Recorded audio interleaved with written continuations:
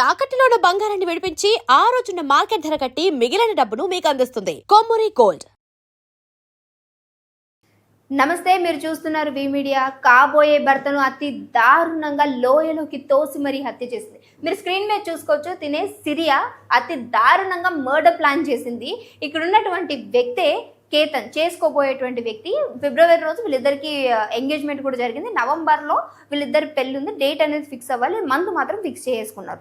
చాలా మంచి educated person. అలాగే తన ఫ్యామిలీలో ఉంటున్నటువంటి ఏవైతే వ్యాపారాలు ఉన్నారో రియల్ ఎస్టేట్ అన్నిటికి కూడా సీఈఓగా ఉంటూ ఓ మంచి పొజిషన్లో ఉంటూ తనకంటూ ఒక సామ్రాజ్యాన్ని ఏర్పరచుకున్నాడు. డబ్బు విషయంలో కావచ్చు, చూసుకునే విషయంలో కావచ్చు, ఎక్కడ కూడా ఏ లోటు చేయలేదు. ఎందుకనంటే సిరియాకి అలాగే కేతన్కి ఎంగేజ్మెంట్ అయిన దగ్గర నుంచి తన ఫ్యామిలీ దగ్గరికి వస్తూ ఉంది, ఇంటికి తరచూ వచ్చేళ్తుంటుంది, వాళ్ళ మమ్మీతో షాపింగ్స్ చేస్తూ ఉంటుంది. అతి దారుణంగా డబ్బు కూడా ఖర్చు పెట్టించింది. కానీ ఇష్టపూర్వకంగా చేసుకుంటున్నాడు కాబట్టి ఎక్కడ కూడా తన మీద డౌట్, అంటే ఈ విధమైనటువంటి ఒక బిహేవియర్ ఉందని కూడా గమనించలేదు. ఎందుకనంటే చిన్న డౌట్ కూడా రాకుండా సిరియా భలే మెయింటైన్ చేసింది. పక్కన ఉన్నటువంటి వ్యక్తే రెండవ నిందితుడిగా చూసుకోవచ్చు మనం. ఇక్కడ ఈయన పేరే చేతన్, ఇద్దరి పేరు కూడా కేతన్, చేతన్. కానీ ఇక్కడ ఒక ట్విస్ట్ ఏంటంటే, ఏదైతే సిరియా ఉందో ఈయనని ఈవిడే ప్రేమించింది. అది కూడా ఎంగేజ్మెంట్కి ముందు 1 ఇయర్ నుంచి వీళ్ళిద్దరూ రిలేషన్లో ఉన్నారు. మరి రిలేషన్లో ఉన్నప్పుడు ఎందుకు కేతన్ని వివాహం ఆడాల్సి వచ్చింది, ఎందుకు ఎంగేజ్మెంట్ చేసుకుంది, పెళ్ళెందుకు చేసుకోవాలనుకుంది అనేదే ఇక్కడ ఒక పెద్ద క్వశ్చన్ మార్క్. సో వీళ్ళిద్దరూ కలిసి ఈయనని అతి దారుణంగా ప్లాన్ చేసి మరీ చంపేశారు.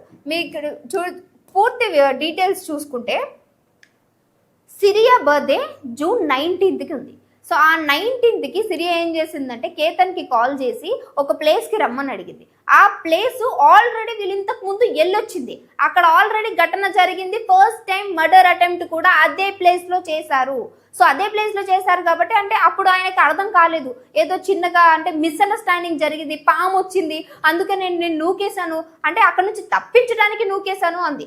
అదేంటి అనంటే ప్రియుడు లోహగఢ్ అని చెప్పేసి కోట, ఆ కోట దగ్గర పైన ఎత్తుకు తీసుకొని వెళ్ళి ఫస్ట్ టైము అక్కడ నుంచి ఏదైతే చేతను సిరియా అక్కడ నుంచి నూకేశారు. ఆ కొండపై నుంచి నూకేస్తున్నప్పుడు బై గాడ్ గ్రేస్ అక్కడ ఉన్న ఒక చెట్టును పట్టుకుని ఆయన తప్పించుకున్నాడు. ఏమైంది అసలు, ఎందుకు ఇలా చేసావునంటే అక్కడికి పాము వచ్చింది, అమ్మో నిన్ను ఎక్కడ కాటేస్తుందని భయంతో నేను నూకేశాను అంది. సో దాంతో అక్కడితో అయిపోయింది. దెన్ నెక్స్ట్ టైం కూడా సేమ్ ప్లేస్కి రమ్మనింది. నా బర్త్డే సందర్భంగా నువ్వు ఇక్కడికి రా, నీతో మాట్లాడాలి, నేను పర్సనల్గా నీతో మాట్లాడాలి, అంత దూరం మీద నీకు ఒక సర్ప్రైజ్ నేను ప్లాన్ చేశానంది. ఆ సర్ప్రైజ్ ఏంటి అంటే ఆయననే మర్డర్ చేయాలనుకుందని తెలుసుకోలేపాడు. ఎందుకనంటే అంత ప్రేమించాడు పాపం సిరియాని. ప్రేమించిన పాపానికి దారుణంగా రెండవసారి కూడా మర్డర్ అటెంప్ట్కి ప్లాన్ చేసింది సిరియా అలాగే చేతన్. ఇక్కడ చూసుకుంటే చెప్పాను కదా 19కి ఈవిడ యొక్క బర్త్డే ఉందని. ఉదయ్పూర్లో ఉంటున్నటువంటి ఒక మహాబలేశ్వర్లో లగ్జరీ సూట్స్ అనేవి అంటే రూమ్స్ ఉంటాయి కదా, 40 రూములు బుక్ చేశాడు. ఎందుకంటే తన బర్త్డే చాలా ఘనంగా ప్లాన్ చేయాలి అని. సో అయినప్పటికీ నా భర్త నా పైన ఇంత ప్రేమ పెట్టుకున్నాడు, నా ఫియాన్సీ అని కనీసం ఇంకిత జ్ఞానం లేకుండా చాలా దారుణంగా పక్కడ్బందీగా ప్లాన్ వేసింది. ఈ ప్లాన్లో భాగంగా చెల్లి, తమ్ముడు, అలాగే ఏదైతే బాయ్ ఫ్రెండ్ ఉన్నాడో ఆయన, మొత్తం అందరు కూడా అక్కడ ఉన్నారు. ఆల్మోస్ట్ 4 కూడా పాస్పోర్ట్స్ అనేవి కూడా కారులో ఉన్నాయంట. సో ఈ పాస్పోర్ట్ ఏదైతే వీళ్ళు ఫస్ట్ టైం అంటే నేను చెప్పాను కదా ఫస్ట్ టైం ఒక ప్లాన్ జరిగిందని, అక్కడ ప్రీ వెడ్డింగ్ షూట్ కోసం వెళ్ళారు. అది కూడా సిరియా బలవంతంగా అదే ప్లేస్కి వెళ్దామని చెప్పి తీసుకొని వెళ్తే ఈ పాస్పోర్ట్స్ అన్ని కూడా కారులో ఉంటే నేను వెళ్ళి తీసుకొస్తాను అని చెప్పి ఏదైతే కేతన్ ఉందో ఆ పాస్పోర్ట్ అనేది మిస్ చేసింది. ఎందుకంటే ఆయన ఎక్కడి నుంచి పడిపోయాక నాకు సంబంధం లేదు, అసలు ఏం జరిగింది, నేను వెళ్ళలేదు అని చెప్పాలి అనుకుందో, ఇంకా అక్కడ ఇంకేం క్రియేట్ చేయాలనుకుందో తెలియదు. అంటే మిస్ అయిపోయాడంటే పాస్పోర్ట్ తీసుకుని ఎక్కడికో వెళ్ళిపోయాడు అంటే ఆయన మా దగ్గర లేడు అనే విధంగా ఏమైనా స్టోరీ క్రియేట్ చేయాలనుకుందో తెలియదు. కానీ సోదరి పాపం చాలా ప్లాన్లు వేసింది. కానీ ఏదైనా సరే తప్పు చేస్తున్నామంటే దొరికిపోతాము అనేది నిందితుడికి తెలిసినా కానీ చేస్తున్నాడంటే మరి వాడు పిచ్చి అనుకోవాలా ఏమో తెలీదు.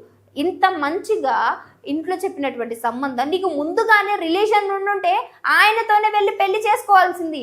అనవసరంగా ఈయన జీవితాన్ని అడ్డంగా మధ్యలో తీసేయడానికి రైట్ ఎవరిచ్చారు ఇదే అర్థం కాదు. ఈ మధ్యలో ఇవే జరుగుతున్నాయి. ఇవే ఇష్టం లేదని ఒకరు, ఇష్టం ఉన్న తర్వాత వేరే వాడితో నేను ఉండలేకపోతున్నానని చెప్పి ఇంత దారుణంగా ప్రవర్తిస్తున్నటువంటి తీరు కనిపిస్తూ ఉంది. సో ఈ ప్రయత్నాలలో ఫస్ట్ టైం స్కెచ్ ఫెయిల్ అయిపోయింది. అది కూడా వీళ్ళు ప్రీ వెడ్డింగ్ షూటింగ్. ఇంకా సెకండ్ టైం కూడా మళ్ళీ నువ్వు ఇక్కడికి రా, ఇదే ప్లేస్కి రా అని పిలిచి అక్కడ ఉన్నటువంటి ఏదైతే సేమ్ స్పాట్లోకి తీసుకొని వెళ్ళి మాట్లాడుతూ అక్కడ నుంచి తోసేసింది.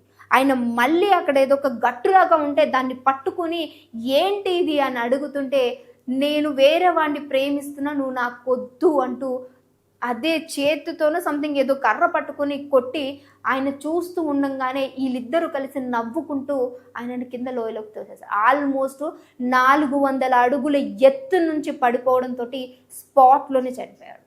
ఇంకేముంది, హ్యాపీగా ఇంటికి వెళ్ళి ఇన్స్టాగ్రామ్లో ఒక స్టోరీ పెట్టింది.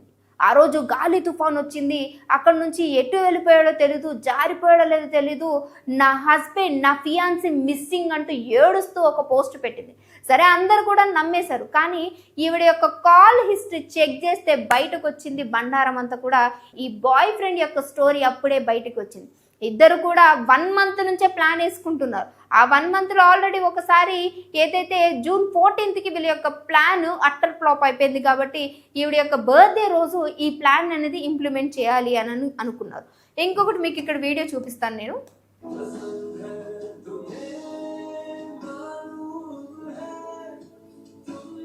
సిరియా బర్త్డే రోజు కేతన్.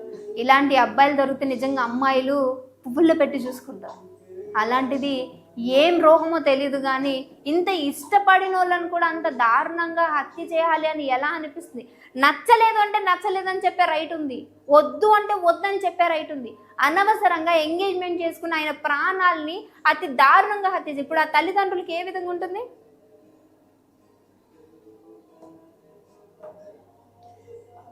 మీరు ఇక్కడ చూస్తుంటే ఎక్కడైనా కానీ సిరియాకి కేతన్ అంటే ఇష్టం లేదు అన్నట్టు బిహేవ్ చేసిందా?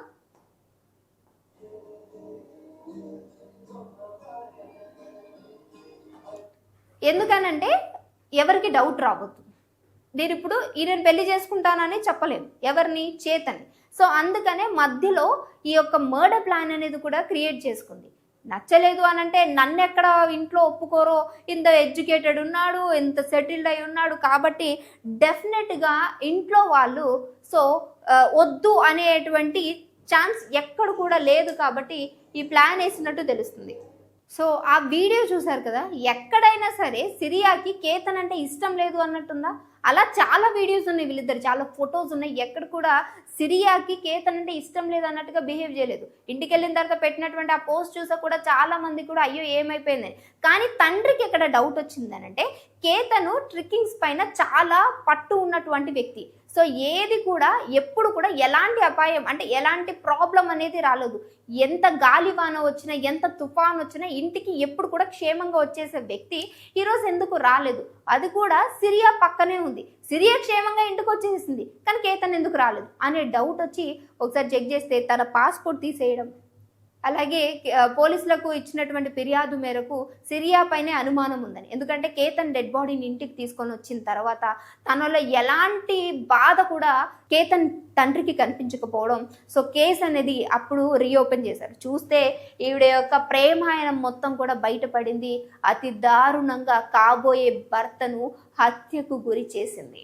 ఆ లోయలో పడేయడానికి గల కారణం, ఎలా పడేశారు, ఎలా మర్డర్ ప్లాన్ చేశారు అనేది చేతన్ని అదుపులోకి తీసుకుంటే ముందుగానే మేము ప్రీ ప్లాన్డ్గానే ఉన్నాం. ఒకసారి మా ప్లాన్ ఫెయిల్ అయింది, రెండవసారి బై గాడ్ గ్రేస్ వచ్చినట్టుంది అంటూ చాలా దురుసుగా, అలానే ఎలాంటి బాధ లేనట్టు సమాధానం ఇవ్వడంతో అక్కడ ఉన్నటువంటి పోలీస్ వాళ్ళకు కూడా నిజంగా ఇలాంటి దారుణమైన మనుషులు కూడా ఉంటారా, హత్య చేశారు, కేసు అవుతుంది, వీళ్ళకి ఇంకా లైఫ్ లాంగ్ బయటకు వచ్చే అవకాశం లేదనుకున్నప్పటికీ ఇంత దారుణంగా ప్రవర్తిస్తున్నారు అని అంటే అసలు ఏం జరుగుతుందని ఒక స్టేట్ ఆఫ్ మైండ్లోకి వెళ్ళిపోయినట్టు తెలుస్తుంది. వాళ్ళ తండ్రి అతి దారుణంగా ఏడుస్తున్నాడు.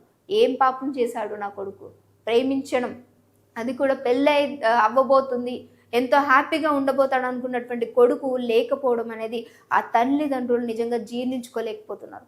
ఇలాంటి వాళ్ళు నిజంగా ఎంత దారుణంగా ఉన్నారంటే అంటే ఇట్టే క్షణాల్లో. మళ్ళీ ఇంకొక విషయం ఏంటంటే చేతన్కి 22 years, అంటే వాడు ప్రేమించినప్పుడు 21 years. ఈ ఏజ్లో వాళ్ళ యొక్క ప్రేమాయణం అది కూడా మళ్ళీ మర్డర్ చేసి ఒక మనిషి ప్రాణం తీసేంత వరకు వెళుతూ ఉన్నారు. సో వీళ్ళిద్దరి విషయంలో ఈ వీడియో నిజంగా నాకు చాలా అంటే హర్టింగ్గా ఉంది. ఇంత దారుణంగా ఉంటారు అమ్మాయిలు, నిజంగా ఇలాంటి వాళ్ళు దొరికితే కళ్ళల్లో పెట్టుకుని చూసుకుంటారు. కానీ ఇలాంటి ఆడవాళ్ళు ఉన్నంత వరకు నిజంగా సంసారాలు నిలవవేమో అనిపిస్తుంది. వద్దు అంటే చెప్పేయాల్సినటువంటి ఆమె అనవసరంగా ఒక నిండు ప్రాణాన్ని బలి తీసుకుంది.